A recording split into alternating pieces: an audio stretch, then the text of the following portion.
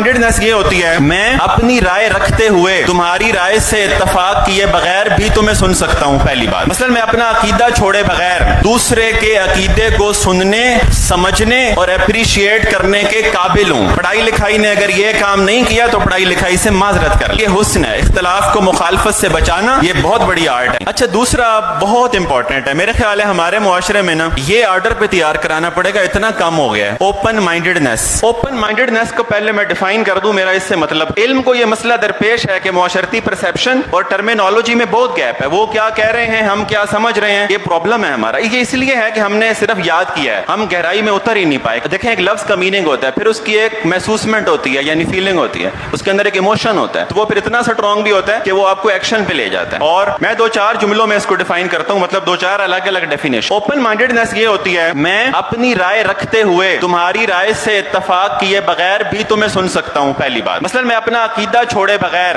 دوسرے کے عقیدے کو سننے, سمجھنے اور اپریشیٹ کرنے کے قابل ہوں. پڑھائی لکھائی نے اگر یہ کام نہیں کیا تو پڑھائی لکھائی سے معذرت کر لیں. دیکھیں پڑھائی لکھائی کا کام ہوتا ہے کہ آپ کے ذہن میں وسعت پیدا ہوگی اس آدمی کے لیے بھی جسے کوئی نہیں ساتھ چلاتا. ہم تو اپنی فیلڈ کے دوسرے بندے کو مطلب دیکھنے سے بھی معذرت کر چکے ہیں. تو یہی بات ایک اور طرح سنیں, اپنے سے مختلف آدمی کو سن سکتے کہ نہیں, اپنے سے مختلف مزاج والے بندے کو سن سکتے کہ نہیں. ہمارے نا پیراڈائم ہے, ہمارے پرانے خیالات ہیں, ہمارے عقیدے ہیں, وہ سارا کچھ ہے, نظریہ ہے ہمارا. اب ہم سے مختلف نظریہ رکھنے والے کو میں سن سکتا ہوں کہ نہیں. ضروری نہیں ہے کہ آپ اتفاق کریں, بغیر اتفاق کیے اپریشیٹ کرنا یہ پڑھے لکھے ذہن کی نشانی ہوتی ہے کہ وہ یہ سمجھتا ہے کہ میں کیا کہہ رہا ہوں پر مجھ سے اتفاق نہیں کرتا. It's okay. میں سمجھتا ہوں ٹیچنگ میتھڈالوجی انگریزی میں GTM کے حامی بھی ہیں, ڈائریکٹ میتھڈ کے حامی بھی ہیں, آڈیو لنگول کے حامی بھی ہیں اور کمیونیکیٹو اپروچ کے حامی بھی ہیں. میں سمجھتا ہوں کہ اپنے لحاظ سے وہ ٹھیک ہیں, پر میں اپنی پڑھائی کو آگ لگا دوں, میری بھی تو ایک پرسیپشن ہے نا جس کو میں نے اس پہ بات کرنی ہے. تو دوسری جو کوالٹی ہے وہ اوپن مائنڈیڈنس ہے, جہاں پہ آپ ڈفرینس آف اوپینین کو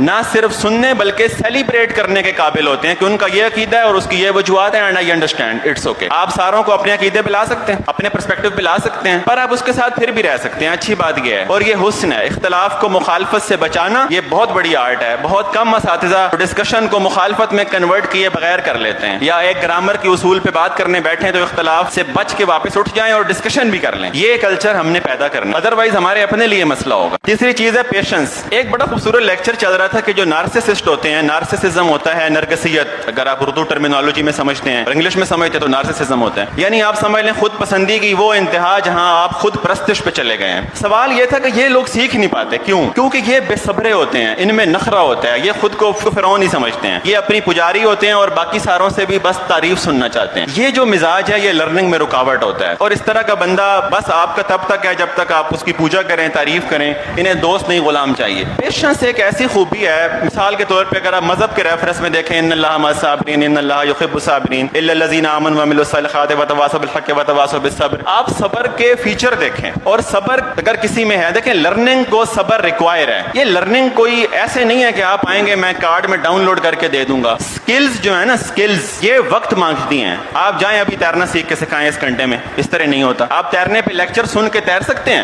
نہیں تیر سکتے. آپ انگلش کے بارے میں سن کے انگلش بولنے لگ جائیں گے؟ نہیں بولیں گے. ایسے تو نہیں نہ ہوتا کہ انگلش کے لیکچر 12 کلاس تک سنتے رہیں تو انگلش بولنا آ جائے گی. اس کا ایک پورا پروسیس ہے جس کو ہم ابھی دیکھیں گے. تو یہ 3 کوالٹیز کوئی اکٹھی مجھے بتا سکتا ہے اپنی طرف سے کہ مجھے یاد ہو گئی ہیں؟ آپ سنیں یوں کہ وہ آپ کا حصہ بن جائے. یہ سننے کا چوتھا لیول ہوتا ہے جہاں جو میں سنتا ہوں میں ابزارب کر لیتا ہوں, پھر میں اور وہ کانسیپٹ انسیپریبل ہوتے ہیں.